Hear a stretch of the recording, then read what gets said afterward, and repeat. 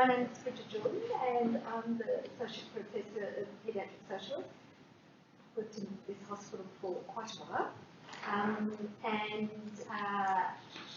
I'm a social worker. I started originally in the mental health service and part of the consultation liaison team.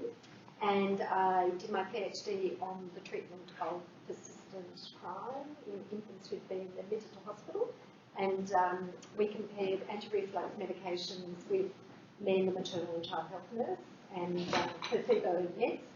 And over the years, I sort of did a lot of work with crying babies admitted with feeding problems, that kind of stuff.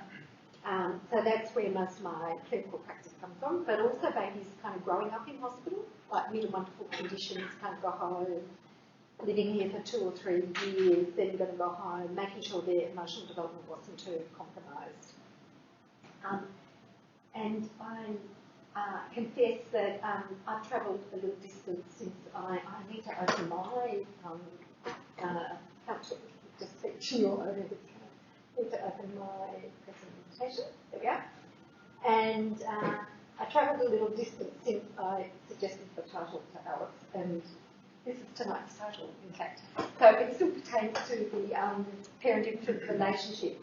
I thought actually a bit of focus on what goes on in the mind of a baby and baby's emotional development and how that's impacted on by being in hospital might be of interest. So that's what I've prepared.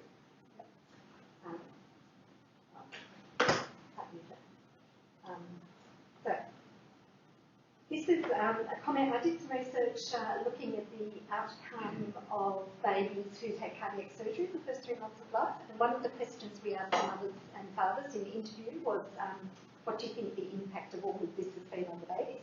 And this was one mother's comment, and this was another mother. And I guess tonight's talk is about this ain't true. I should tell you this has been recorded, in case any of you make comments and want to choose your language more carefully or something. It's being recorded.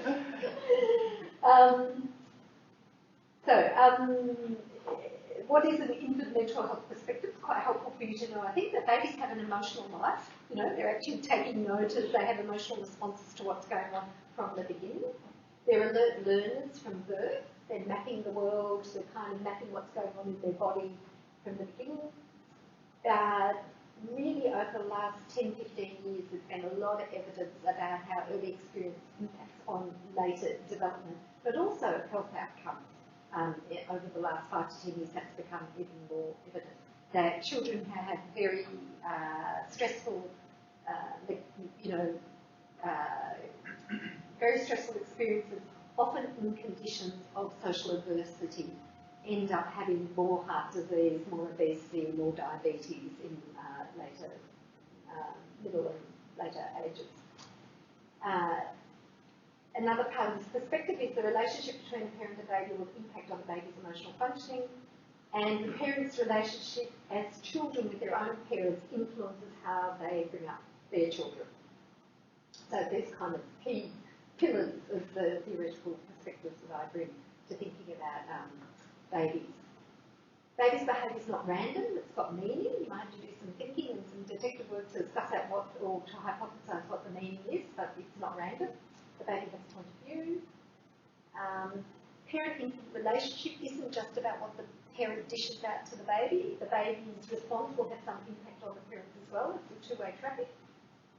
And in this sense, I think infant mental health is a bit different from behavioural paediatric approaches, that we're interested in the insides of behaviour, not just the outsides of behaviour. So there have been a lot of changes. You guys probably think that's last century, but the Queen and Prince Charles. But really, it is since the middle of that century. And John Bowlby was kind of starting to write and articulating attachment theory in the late 1940s, the 1950s, and it's really since then that we know a lot more about the emotional development of babies. And it was actually the development of videotape in the early 1970s that allowed scientists to watch parent-infant interaction sort of frame by frame by frame. You know, before that's real movies are much harder to kind of slow it down. But you know, you guys may or may not remember Jog Shuttle. But anyway, you know, it was so exciting when Jog Shuttle came in because you could actually go click, click, click, click, and you know, watch the kind of micro interplay between what the parent did and how the baby responded. And this led to a whole explosion in research on the capacities of infants and how they reacted to things that were dished up to them. So the American Academy of Paediatrics is now writing quite a bit of stuff about how early experience impacts on later outcomes, and they've articulated this idea about toxic stress. And this is really about how early experience gets embedded into the body's physiological stress response system. So early experience impacts on cognitive development. You know, if you don't use neurons well, they get pruned. It impacts on, and that has impact obviously for your developmental educational outcomes in life. It impacts on emotional regulation, which then, because emotional regulation is learned in the mother-baby, father-baby setup, and if you don't get that right, then you're at high risk for anxiety and depression later in life, and also, as I referred, physical health later. We won't talk about cortisol. So, they've kind of delineated, the Harvard Centre has delineated positive stress, tolerable stress, and toxic stress. The idea being that positive stress, like that might be before an exam. You know, bit of stress response, bit of cortisol elevation, really quite handy. You don't want to be too chilled and too mellow, because then you won't kind of marshal the resources you need to deliver what you need to do. So positive stress is very helpful. Tolerable stress can be serious and elicit a temporary stress response, but you recover quite quickly, and if you've got enough support, you can manage it. Then toxic stress is too much activation of the stress response in the presence of not enough buffering support, and that's when you get negative outcomes. I feel like I'm repeating myself here, but basically, if stress response system is overactivated, maturing brain circuits can be impaired, the metabolic regulatory system and developing organs can be disrupted, and therefore you get these long-term negative outcomes. Now, mostly the early life stress models have been applied to situations of community adversity, kids growing up in poverty, child abuse and neglect, and hasn't really been thought about in terms of babies in hospital. And so what I'm going to talk a bit about is what I think the stresses are on babies in hospital, and still an open question about whether the, in a way, temporary, time-limited stress that babies might endure when they're critically ill and they have lots of medical intervention would be enough to tip them into the toxic stress model. And Monica is doing her solely selected project, having a first look at this, looking at cortisol reactivity in 3-year-olds and comparing those who had cardiac surgery with those who come to cardiac patients who haven't had surgery. And I have strong wishes for the findings from that project, because my whole research program is in, you know, dire trouble if the findings are the way I like. Anyway, I'll confess that. So just back to this, how could early experience, like cardiac surgery, impact on very young babies? You know, why do I say this mother's not got it right when she says I don't think it's impacted? So basically what the infant sees and hears is what we're seeing here. I don't know if any of you are under the misapprehension that babies can't sleep until they're 6 weeks old, you know, that kind of stuff, some of those kind of myths that abound in our community. Babies forget, that can't, you know, the baby won't remember. It's not true. And I'm going to show you this bit of video, which is of a baby in the minutes after birth. Within a few minutes of birth, as long as everything has gone well, the baby is already learning to be social and social. I'll just pause it so I can make sure we've got the computer on loud.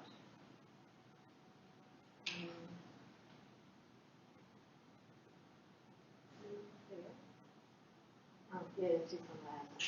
Okay. Listen, but also watching tells you quite a bit, and I can see what you understand on predicting it. Babies are ready and willing to be social and sociable. Ethan is just a few seconds after her. He's crying as the midwife passes him back to Mum. As soon as he's in Mum's arms, he begins to settle. Within 10 seconds, he's calm and quiet. A few moments later, Mum offers Ethan her breast, but Ethan's much more interested in looking at Mum's face. She talks to him. He clearly responds. When his dad speaks, Ethan turns to him. And when Mum replies, Ethan looks back up at her. Ethan already knows these voices, and he knows they're important to him. A little later, Ethan really shows us what he can do when he's put in his dad's arms. When John sticks his tongue out, Ethan looks hard, concentrates, and then sticks out his own tongue. Ethan does the same thing again a moment or so later. While Ethan is still in his dad's arms, his mum speaks. Ethan immediately looks around and keeps looking at his mum. So, just a few minutes into his life, Ethan is already interacting very deliberately with the world and the people around him.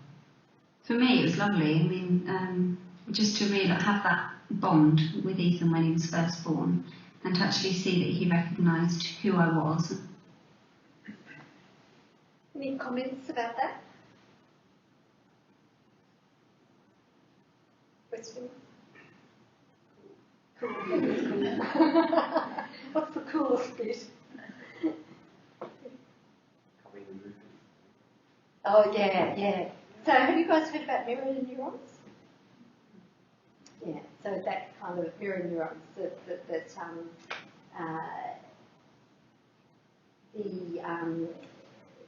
you know, kind of watching someone do something activates equivalent activity in your own brain. And do you know the story about how they were discovered? It's a neat story. So it's Italy, it's summer, it's really hot, they've got monkeys wired up with EEGs. They're looking at, the brain's electrical activity. And the researchers went out, came back from lunch licking ice cream. And they walked in licking ice cream, and the monkeys' brains went ape. Because the bit of the brain that went ape was the bit that corresponded to licking.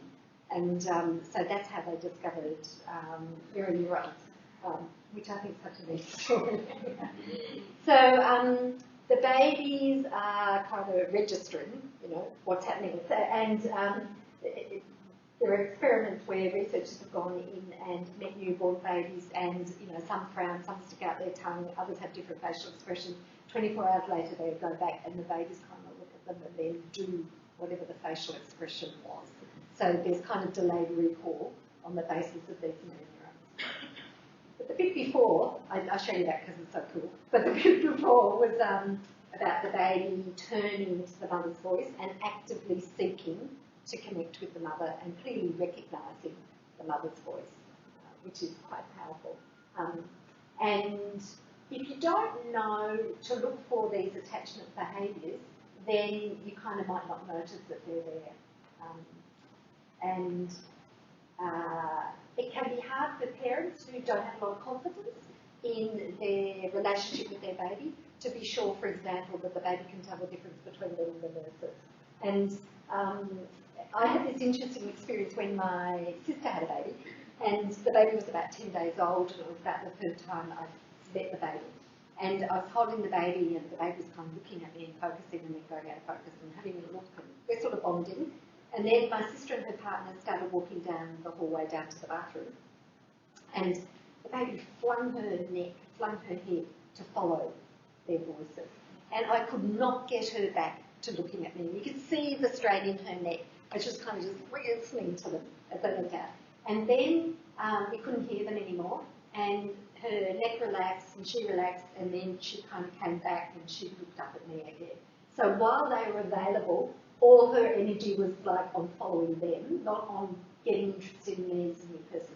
So when my sister came back in the room, I told her this, and she said, "Oh, right." And she said, "You know, I've every confidence that she knows me, she recognises me, she's attached to me." She said, "But I don't get to see these behaviours because she doesn't need to show them when I'm with her," which is true. And that gave me more insight into these mothers on the ward who would say, "Oh, I can't, you know, I don't know if the baby can tell the difference between me and the nurses." And if they're lacking in confidence, then they don't see these behaviours that are elicited when they walk to the sink or walk out of the door or, you know, go to have a shower. Or so, you know, a helpful intervention can be saying, "Oh, did you notice that the baby turned to look?" If the baby did, I mean, if they didn't, you can't make it up.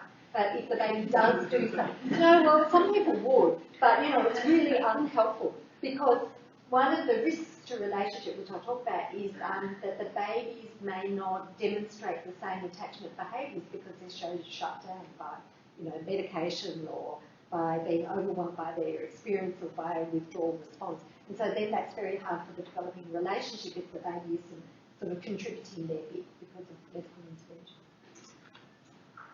So here's another neat bit. He has a real preference for faces. In this experiment, he was shown two paddles. One which looked like a face, and one which didn't. Ethan knew absolutely which one he preferred.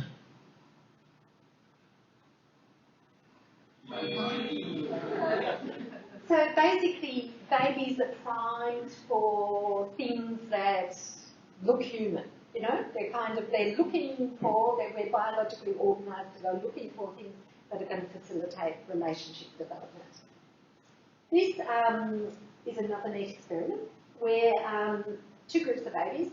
Half the babies are given this knobbly dummy to suck, and the other half are given the smooth dummy. And they don't see the dummy. I mean, somehow they blindfold the babies and pop the dummy in their mouth. They're 3 weeks of age, I think. Yep. And they suck on the dummies for quite a while, and then the dummies are taken away, and then the babies are shown pictures of the smooth dummy and of the knobbly dummy. And the babies look for longer at the dummy that they sucked. So they're doing what we call cross-modal matching. They're matching what they, you know, felt in their mouth with the visual image. So they're yoking together experiences from time dot, from the beginning. And this is one of their capacities that facilitates that and facilitates the development of what we would call memory. So from the beginning, babies are organising their experience. They're discriminating between what's familiar and what's novel. They're noticing difference. They're sorting.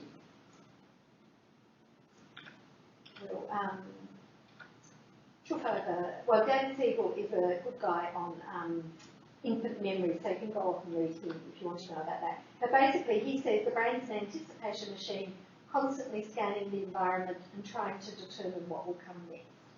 My metaphor for, but might be outdated with you, for describing the infant's beginning memory is thinking, like if you think about, let's say the first bath the baby has, you know, what a foreign experience. You know, someone takes off all their clothes, plonks them in water, pulls them out, rubs them all over, plonks them in other clothes, you know, moves their arms and legs around. You know, what is going on? And lots of babies get very distressed. Research looking at cortisol reactivity in absolutely newborn babies has used the bath as a stressor. Lots of babies don't like it. So, you know, the first bath you can imagine. By the time you're up to the 10th bath, you can imagine the baby might say, "Oh, here we go again."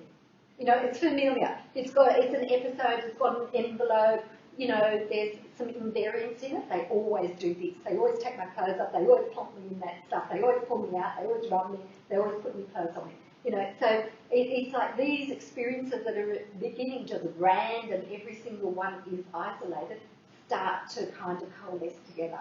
Like feeds, that's a feed. You know, they won't have the cognitive name, but there's a kind of recognition of sameness of experience and a recognition of difference of experience. is the building block of memory. Alison Gottlieb, who's very interesting, she's the one who, the scientist in the crypt, the author of The Scientist in the Crypt, and she's at Berkeley, and she talks about the baby as a statistician. They're looking for patterns and they're estimating probabilities. That's what they do the whole time, yeah? And it's quite a neat metaphor, you know? Like, one-year-olds, you know, one-year-olds who are crawling will inevitably crawl for the PowerPoint, you know, where you plug the PowerPoint in, right? And mother saying no, and the baby goes off. And then the mother says no, and the baby turns around and looks at the mum. And the mothers will say things like, you know, they know I'm going to say no, they're testing me. You know, they're deliberately, even though I say no, right? And I think maybe they're testing. Is this just chance, or is there actually a causal relationship here? Because how does the baby know whether them calling invariably leads to the mother saying no and being cranky, unless they've given enough goes to know that it's a sure thing? Yeah? So they're hypothesis testing all over the shop. So, what are the first few weeks are really about developing behavioural and emotional regulation. Talked about how infants take experience, but they also start to recognise their body state and anticipate the care that will fix that. So they're hungry, a feed fixes that. They're tired, a sleep fixes that. They're bored, a bit of play fixes that. So things start coming together. Something in their inside's not being right, and then there's some care, and then they feel better. So they're starting to kind of clump that together. And that's why, you know, the first few days they wake up, they're hungry, they scream, they're frantic, but after a couple of weeks, unless things are not going right, then that's less likely to happen. They, you know, cry, they can hear the mum coming to feed them, they settle down. They learn to wait. So what's different for babies in hospital? Well, you can usually get to anticipate care for fixes. What if care does not alleviate the pain? You know, if you're sick, if your body's struggling, if the baby's in pain, like cardiac baby, they're having trouble breathing or whatever, what does that feel like to the baby? Or even if the pain treatment regimes are effective, if there's still an unreliable body or exhaustion and effort. And then usually the other thing that happens is there's a balance between concern about what happens on the insides and the outsides. So when people talk about smiling at 6 weeks of age, sometimes it can happen earlier, but you can see that after a while babies get more interested in the outside world and their tummy matters less. So, you know, things that were an enormous upset, like having a poo in the first couple of weeks of life, you know, just become kind of routine. It's actually more interesting to play or to look at something outside. Whereas if the baby's unwell, ill, or being treated, then the insides are going to dominate more than the outsides, and they're just going to require more of the baby's brain space to try and accommodate, to try and deal with what's happening to them. Then the other thing is what happens to a baby's sense of agency. So, you know, we often have a description of babies as helpless, but if you think about it, there are quite a few things that babies can do from the beginning. And anyone who's treated babies with feeding refusal is kind of very aware of this. So, you know, the baby can shut their mouth, not having any, you know. They can shut their eyes, and they often do to chunk how much experience they take in. They can turn their head away. So there are ways babies have, and they sort of negotiate with their parents to kind of, well, titrate the amount of experience they're taking in at any point in time. So, you know, if they're paralysed, if we've got them restrained, if they've got a lot of equipment that's quite heavy for them, you know, tubes, lines being stuck in them, what does that do to their sense of agency? And I think their sense of agency is likely to be compromised. And there's a difference, you know, some babies are kind of born really mellow and other babies are born kind of a bit more wobbly, if you like, and needing a bit more emotional scaffolding. So the impact of these experiences will vary also with the kind of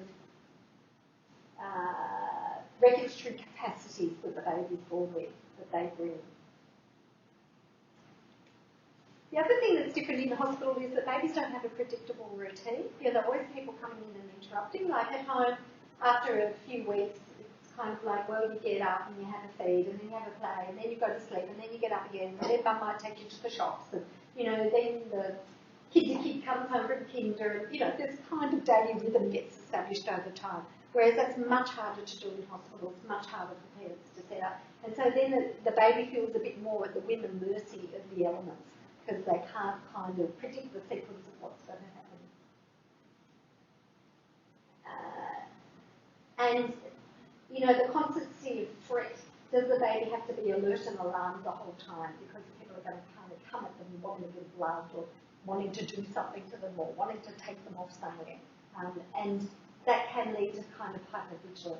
And then later on, babies who have too much of that are the kind of babies who turn out to be kids who have needle phobia. Some babies and mothers and fathers just get cabin fever. Too much time in the same room without any break, not going anywhere else. And the demand of multiple interactions with multiple adults. I remember a kid who is actually just graduated from the hospital to an adult hospital, but he spent the first couple of years of his life here. And somebody decided one day to sit down, like they got a student to sit in the corner and document how many people came in and had an interaction with this child. And there were 43 in one day. And everybody was like appalled, how many, how onerous. And so the intervention was, you're not allowed to talk to him if you go into the room, which actually wasn't so helpful because for years he'd had everybody come in and he was like the ward mascot. Everybody would come in and have chats with him. And then all of a sudden, from his point of view, he was sent to Coventry. So the motivation was right. People were aware that this was a lot of demands on a very small child. But what he actually needed was people to come in and say, oh, hello, I'm not working with you today. So, hello, recognise him, but calm down, the alert and alarmed. It's okay, I'm not going to do anything to you. That's what he needed, rather than ignore him. So I'm just going to show you this piece of video, which in this video it's a 12-month-old baby, so that you can see, really clearly what the baby's response is to a disruption in normal interaction. Have people seen this before? No? Okay, good.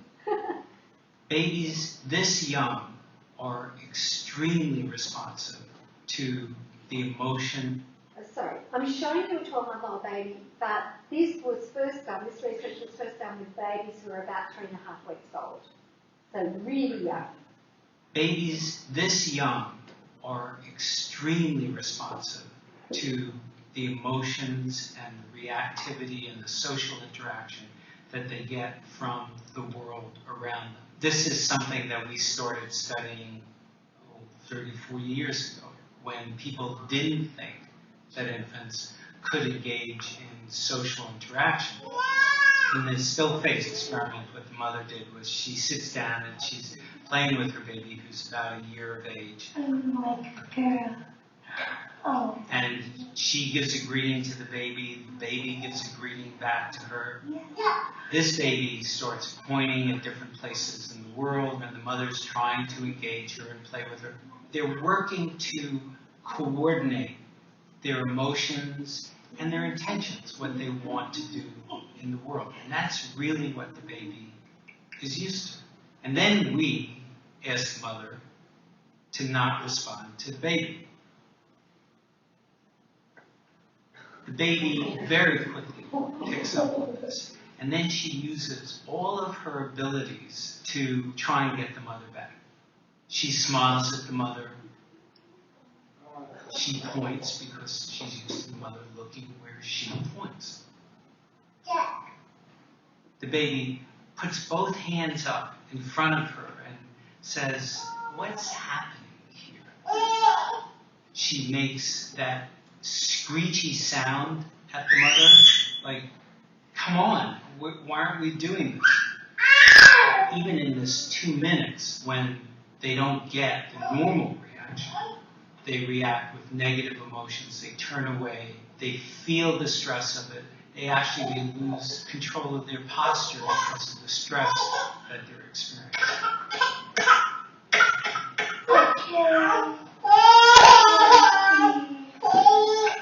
I'm here. And what are you doing? Oh, yes. Oh, girl. good, the bad, and the ugly. The good is that normal stuff that goes on, that we all do with our kids. The bad is when something bad happens, but the infant can overcome it. After all, when you stop the still face, the mother and the baby start to play again. The ugly is when you don't give the child any chance to get back to the good. Responses?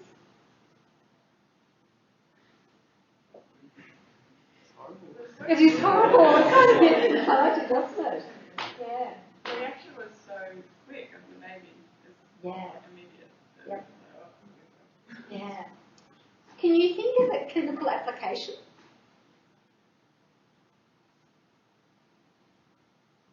See, I wonder how much this happens, like you're in outpatients or you go to the ward, you start having chats with the parent, the baby gets cranky, oh, the baby's cranky, the baby must be tired.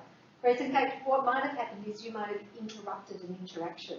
You know, you might have caused the still face because the mum and the baby were having chats and you've come and you've taken the mother's attention away and the baby has done whatever they've done to try and re-engage the mother. But you're not paying attention to that because you're trying to establish rapport with the parent and the mother's desperate to find out, you know, if you're a doctor, you know, what your opinion is and what's happening medically. And so from the baby's point of view, all this might be going on, so it's a disrupted interaction. Your point about it, so it's really interesting. So they've done this under a number of conditions. This is the blank face condition. Then there's another one where they put the baby and the mother in front of camera monitors but did a live feed, and the baby copes okay. They don't get distressed. They think, oh, even though it's kind of a bit weird, because I can't see my mum, but she's responding contingently, it's okay. And then they've done the feedback with a like 0.12 second delay or something, you know, tiny bit of delay, and the babies go ape, like the blank face. So the reason for showing it is because do babies notice, and they notice very subtle changes in interaction and subtle lack of contingency, sort of mismatching. So it's really important what he says as well, though, that the recovery can be very quick. So most of you know, parent-child interaction is actually match, mismatch, and repair. And there is this phrase, the too good mother. So it isn't like, oh, you should never do anything, you know, that ever disrupts the baby or distresses the baby. I mean, you don't want to go around persecuting them and teasing them and torturing them, but it is inevitable that mum might be talking to the baby and the phone rings, well, you know, or the front door, or the 2-year-old needs something, and so there will be a perturbation, and that's sort of how babies learn to cope with the kind of stresses of everyday life. But what is important is that there's the recognition of the distress and the recovery. But I'll show you that so you kind of know, yes, babies do notice, and that their behaviour is not necessarily, well, it's not random, and that if you stop and backtrack on, a bit like, where did I leave my car keys? You know, backtrack, that you might be able to identify where the point of disruption was in the interaction, and that might help with the repair as well. So, they have done research to show infants are more responsive. Parents show greater regulation of their heart rate and negative affect during this procedure.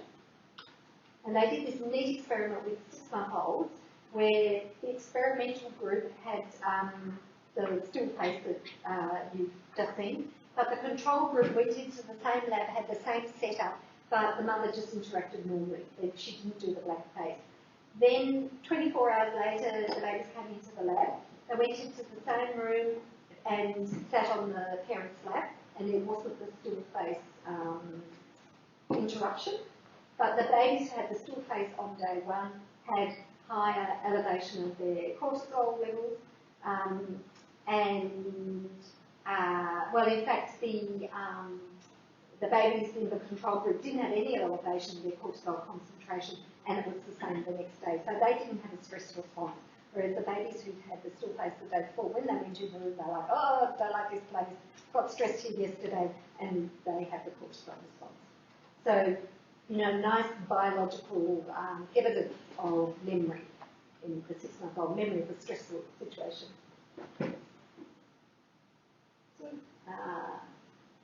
We're a bit of time, but so another piece of video which is about how infants can detect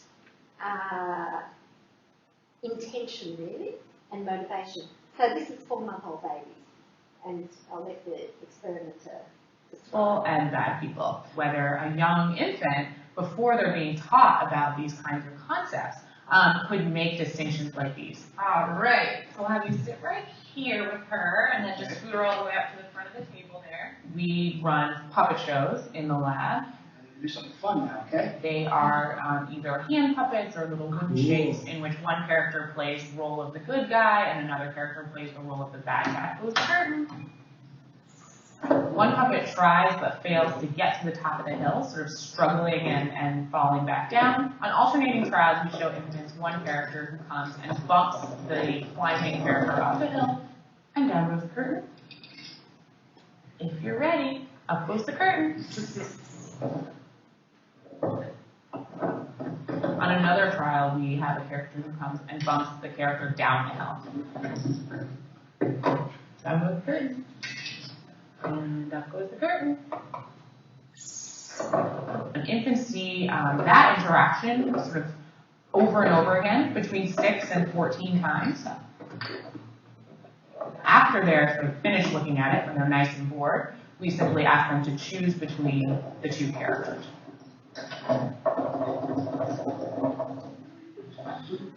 All right, great. So we are all done with that part. We're just going to have her choose between the puppets now.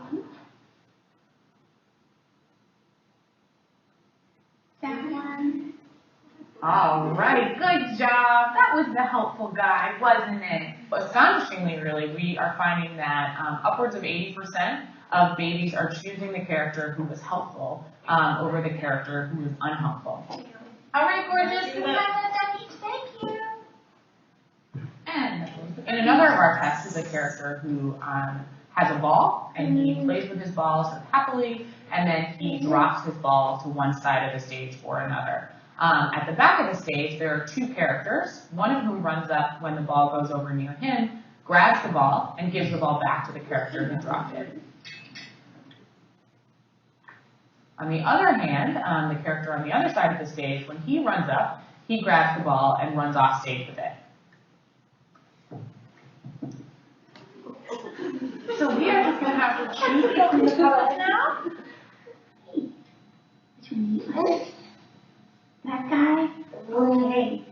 All right, that was the nice guy. I heard about the concept and I thought it was a really neat idea. We just like to participate in baby science. The girls really enjoy it. It's a lot of fun. To improve our chances of becoming better parents. In another scenario, we show infants a character who tries but fails to open a box.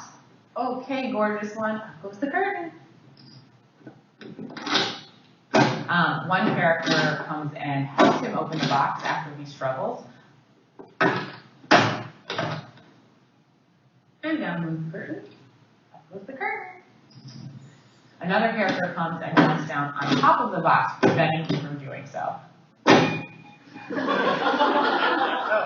Okay, great. Now we're just going to have her choose between the puppets.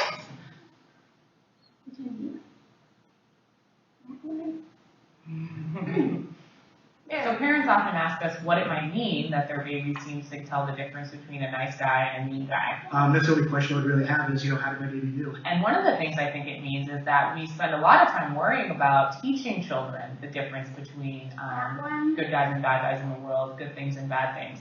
But that in fact these things might be something that infants just come to the world with. 60 years ago, we didn't understand it. Comments? Do they worry about the babies that choose the bad guy? I'm wondering about that 20%. They follow them up. No, they haven't done, but I think that's a really, really interesting question. And by 4 months of age, they've done a lot of living, from my point of view. And so I would be really interested in what's the quality of the parent-child relationship. And have they experienced, parents who kind of recognise and validate their feelings or not?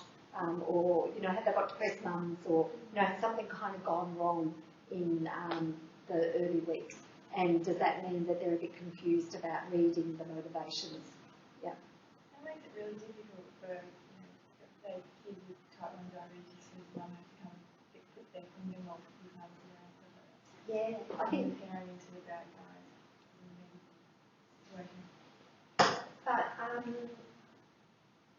we'll keep going, and the babies also recognise intention.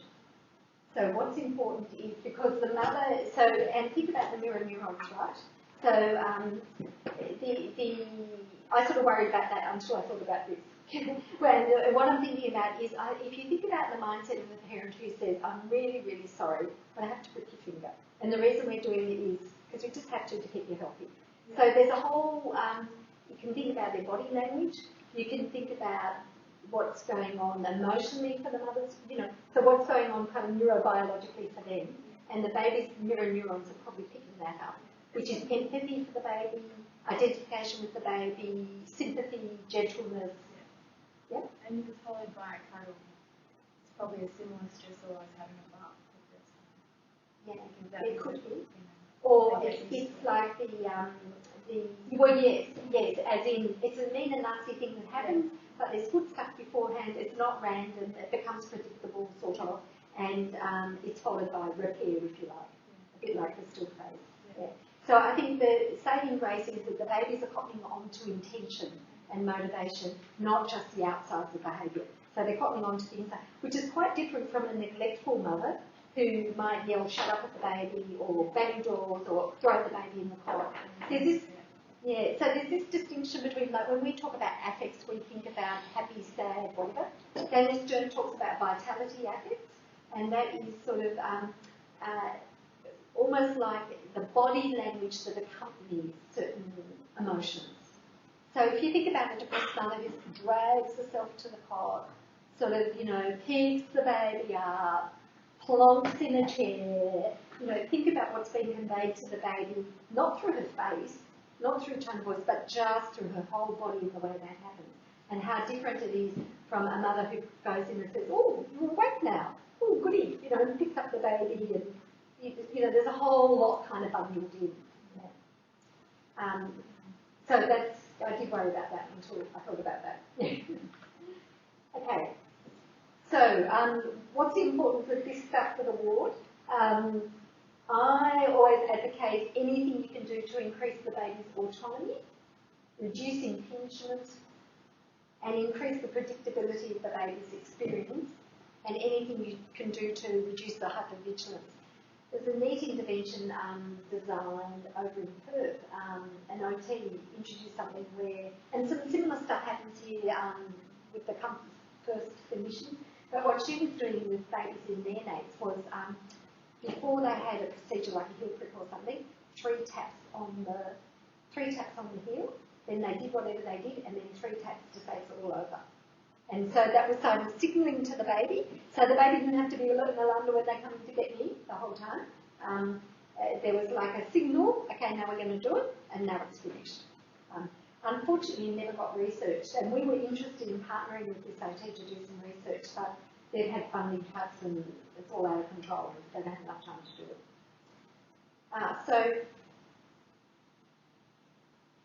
I think it's useful to suggest these things, even though it'll be a while before you guys get to run ward. But trying to establish well baby routines on the ward, clustering medical nursing procedures might be helpful, signalling the beginning and the end. For babies who aren't newborns, continuity with home routines, trying to organise care around what time they go to bed at home, letting them off the ward at the time that they might have gone to the shops, or trying to keep the home routine as much as possible. Opportunities for active play, where the baby has agency rather than just passive. I don't know what the current equivalent is because I'm not in the wards anymore, but once upon a time, every baby just had one of those plucky teddy bears with a thingy that you rolled, a thingy that you turned around, a square that you pushed. They were all the same, and there actually was a limit to what babies can do. Whereas those rings that you can buy in Safeway for $7 are really quite good because you can hook, one end over the arm of the baby, and then you can tug on the other end, and the baby can tug back, and you can kind of, get a reciprocal game going. They make a noise. You can hook one end around each of the baby's feet, and then the baby kicks them, so they get some feedback that is directly linked to what they do. So you can kind of be inventive about things that give the baby a sense that they're actions lead to a reaction, and they have some control over that. You know, time on the floor, tumble form chair, so they're sitting up, not just lying in bed 24/7, and referring to us guys if the babies are really stressed. Psychoeducation for parents about babies' capacities could be really helpful. Doing things to support parents doing what comes naturally to them rather than what they feel other people are telling them they should do. And we found in our cardiac study that something like 70% of parents had trauma stress response symptoms, and including dissociation. So doing things to reduce the parents' stress response, but also helping them connect with their babies is really important. But I'm going to skip through this because I want to show you some more neat video. Toddlers. So if I say toddler, what do you think? What comes to mind? 3-year-old? 2 to 4, yeah. What are they like? Yeah. That's really important. Mobility is really important to them. Yeah. Imitation, yeah.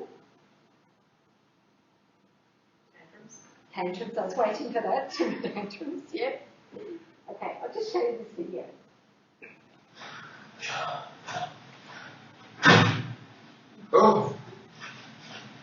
14-month-old, never met the dude before, in the lab with her mum.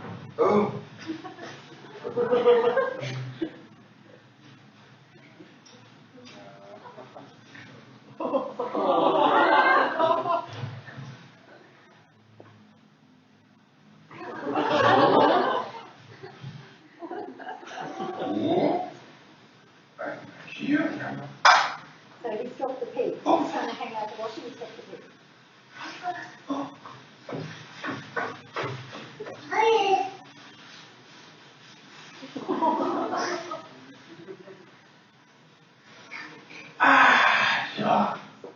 So not asking for help.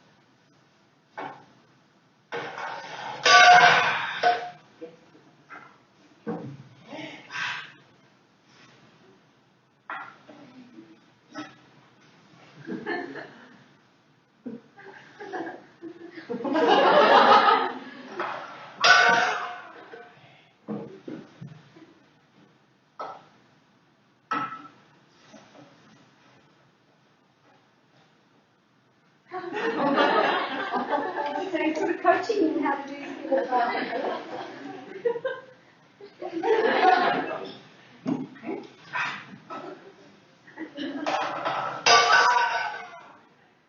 Noch eigentlich.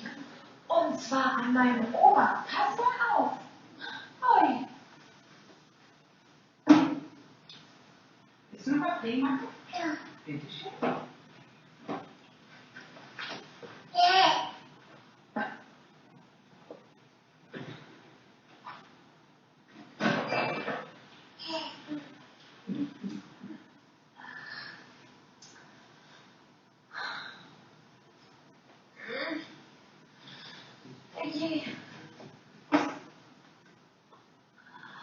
So, jetzt kann ich ein Lied an meine Oma schreiben.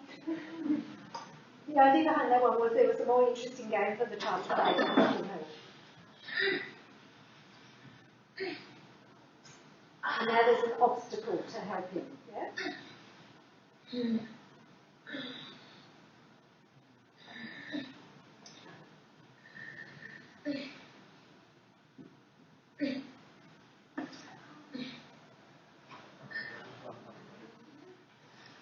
Jetzt kann ich endlich den Brief schreiben.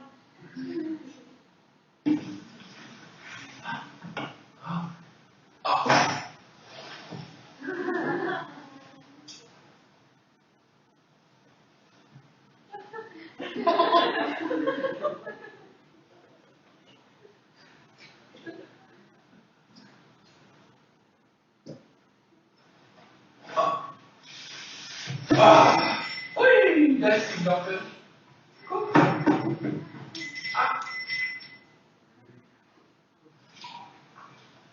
Yeah.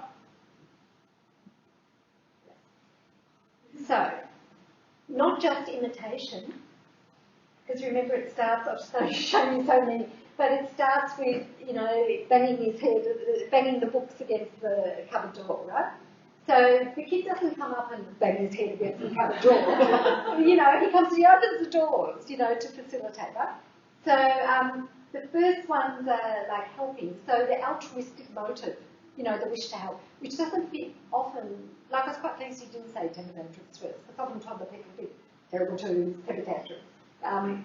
But in fact, they want to help. It's often that we misread what they're doing. They can be very determined about what they want to do, but they have the idea about the intention behind an action, and so they're not just doing blind imitation, they're facilitating something and being altruistic. And then the other thing you saw later on was they get it about cooperation. You know, no, you have to put the, you know, the tin can at the end of the tube if you want to catch the ball. And so coaching the other partner in how to make this two-person thing happen. So, you know, quite sophisticated. So they're noticing what you're doing to them. They're mapping what's happening on the ward. They've got views and ideas about how you're going about examining them, and you can elicit their cooperation. I've got 5 more minutes, haven't I? Okay, so but I do want to talk about what you said, toddling about. I think that's really important. There's this really neat book called The Emotional Life of the Toddler, written by Alicia Lieberman. And she talks here about locomotion puts the junior toddler's body at the centre of their experience. Her legs can accomplish wonders, walk, climb, jump, run. And they're at the service of eager little hands. She can climb on the dresser to reach that colourful porcelain doll that will always beckon. She can drag all the stuffed toy animals from her room to join under the kitchen. She can squeeze herself under a cabinet to find long lost marble and put it in her mouth. She can be silent and out of sight for a long time, only to be found carefully tearing the pages of a book she found by climbing on Mumm's stairs. The body is the riveting agent of all these pursuits. Blah, blah, blah, blah. So, babies who come to hospital generally have something wrong with their body. And I always wonder, how do they make sense of the loss of function in their body? So, you know, they've got an overwhelming infection, or they've got some encephalitis or something and they can't walk, or they're wobbly or unsteady on their feet, or they have a neurological condition. And when I used to work on the wards, I used to say, have the parents explain to the child what happened. They'd say, oh, they're lovely cancer, they're curing. And, you know, the parents are talking above the cot or above the bed about what's happened to the child. So even before children have a lot of declarative language, it's really important to explain to them in language that they could understand, something like, you're sick and so now your legs aren't working properly, but we're giving you medicine to help make them better, or something like that. Because think of the fear. Well, you know, what if we woke up in the morning and all of a sudden we couldn't walk? I'd be terrified. So what would that be like for a baby? So really important to think about their developmental stage and how much pleasure there is. Like, if, you know, I don't know if you've seen babies when they just first learn to stand up. You know, they beam. Or when they take their first step, it's like, oh, they've conquered the world. You know, there's no triumph like taking steps and walking. And, you know, the absolute pleasure, it is absolutely central to their experience. So if something happens to come across that, that can be quite emotionally devastating, perplexing, and worrying for them. And I'm just going to show you the last bit of video, which is actually a 4-year-old. And this is Alison Gottlieb, the scientist in the group. Here's one from Christine Laguerre's lab. What Christine did was use our fluid detectors, and what she did was show children that yellow ones made it go and red ones didn't, and then she showed them an anomaly. And what you'll see is that this little boy will go through 5 hypotheses in the space of 2 minutes.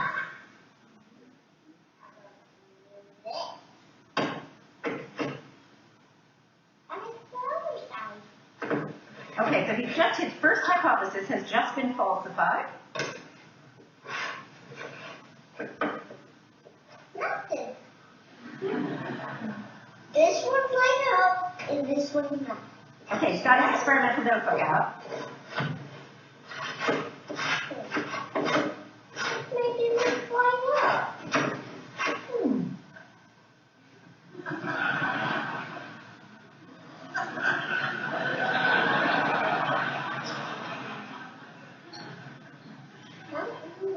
Every scientist will recognize that expression of despair, right? Oh, it's because this needs to be like this. And this needs to be like that. Okay, hypothesis 2. That's right. Oh.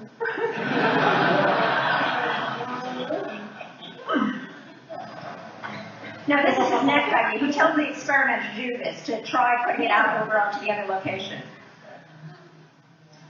Not working either. Oh, because the light goes only to here, not here. Oh, the bottom of this box has electricity in here, but this doesn't have electricity. Okay, that's the fourth hypothesis. It's lighting up. So we need to put 4. So we need to put 4 on this one to make it light up and 2 on this one to make it light up. Okay, there's the fifth hypothesis. Okay. So the reason for showing you that is because the kid puts that much energy into sussing out what causes this, how does this work? And remember at the beginning I said babies are hypothesis testing all the time. They're, they're testing probabilities all the time. So think about how much hypothesis testing small children who get admitted to hospital might do. Why am I sick? Why me? Why is this pain in the body? What caused it? What's going to make it better? It's the job of the toddler and the small child to nut out how the world works. What are causal connections? What's cause and effect? So that's why it's really important to try and explain to them in a language that they understand what's happening to them. And I've come about out of time, but I'm very happy to answer questions if anyone's got questions or wants to challenge what I said or wants to know any more.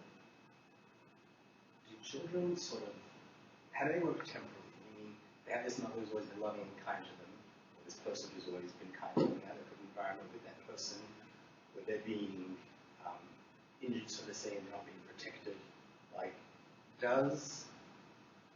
I guess I'm asking about trust. Yeah. Children's trust, and how is that affected by their experiences in hospital? Well, I think it depends how things are done. So, it's really important not to trick them. Because, tricking betrays trust. But if you've got loving, responsive, sensitive parents who say, yes, you're really sick and the doctors need to do these things, and I'm sorry it will hurt, so no tricking, no pretending, no denying, but it's going to make you better. Well, then the child can trust that the parents are sorting whatever it is needs to happen to make them better. So that on its own shouldn't cause a betrayal of trust. But it's tricking, lying, sneaking, really failures of trust that disrupt the trust. Some parents find it very hard to be with their children during procedures, and I think that's a kind of individual thing. And, parents are going to completely fall apart and wobble, then it's probably less helpful. But if they're able to go and be with the child and support the child, then that on its own shouldn't disrupt the child's trust. Particularly if they get an explanation. You got sick or you fell off the monkey bars or, if it's non-accidental injury, it's going to be another story, because it was caused by the parents, but, whoever the assailant was. But if it's a random event or a random sickness, then the explanation is quite important, but there's no reason particularly. The child might display anger and fury in the short term because parents run the world, and the parents are the government, and the parents have magical powers, so how come the parents can't fix it? So you might get an emotional reaction to that, But if the parents can hang in there and not retaliate and continue to be present and provide sensitive care, then the child will get through it. You know, they just need to kind of vent and express their distress. And if the parent can withstand that, then the relationship shouldn't be kind of traumatised by that. Okay, and that even goes for kids who, like you speak about before, are being brought up in hospitals, and how does that impact their development? Yeah, so I've worked with some kids like that whose mothers or fathers or grannies or aunties were always there, and the parents always made sure that there was a family member there, which sometimes drove the nurses nuts. Don't they trust us? You know, do they think we can't look after the kids? It's 2 o'clock in the morning, for God's sake. What do they need someone there for? But what gets sort of communicated to the child is, I'm always in the mind of my mother. My mother and father are always thinking about me. And those babies really did quite well because they did have an available responsive parent. But the growing up in hospital where the parents aren't there, or the parents aren't checking in, or the parents are distant, or the parents aren't connected when they're there, well then there's much more vulnerability in the relationship. Yeah. Or if the parents do, you know, in the cardiac study we found prenatal diagnosis increased the risk of parents not feeling bonded to the baby. And so then that's hard to kind of get the relationship going. And, you know, hard for the parents, hard for the baby, and then there might be more vulnerability long term. Hasn't really been followed up long term. This hospital is really set up for parents in the room to do It's so much better now. Yeah. That's what I was going to ask, having not been in the old hospital, is this Yeah, so it works 2 ways. So for babies with available parents, emotionally available parents, it's so much better because there's, you know, you can set up home a bit. You can bring the toddler in at a time that suits you. Granny can bring them in. They can have their afternoon nap. You can sleep there. There's the capacity for parents to do work and older kids to do homework. You know, it's so much more conducive rather than being in a 6-bed ward where one kid might have 25 visitors that disrupt your attempt to put your baby to sleep at the normal time. So from that point of view, so much better. However, if you're from the country, you're a single parent, you've got an 8-year-old and a 4-year-old and you're staying in hospital, you've got no family support, you've got hardly any money, then the baby might end up a bit abandoned. Yeah, a bit abandoned, like no one around. And that's where volunteers or volunteer grannies are quite important. So it really depends. For the babies, it's sort of, to those that have more is given. You know, to those who don't have it could swing in both ways. But we're about to start another study following a cohort of cardiac babies, and it will be interesting to see if there's a difference in outcome. And that's one of the reasons why we need to do another cohort study to see if the physical environment does make a difference. Yeah, theoretically, and with everything going well, it's so much better. But if you don't have those resources, you do worry. Yeah. And the nurses, you know, because the nurse might be able to kind of be nursing a couple of kids at once and providing some emotional and social care as well to a child whose parents weren't there. But now, you know, to go into a room that's hard for them to keep an eye on, the other kids that they're supposed to be nursing. Yeah. Okay, thanks for your interest.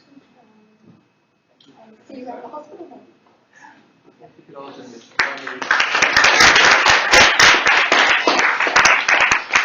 So just a few other quick thank yous. We'd like to thank the Royal Children's for hosting us here tonight, and to thank UMMS for supporting us with pizza, which you guys are welcome to take home. So thanks very much.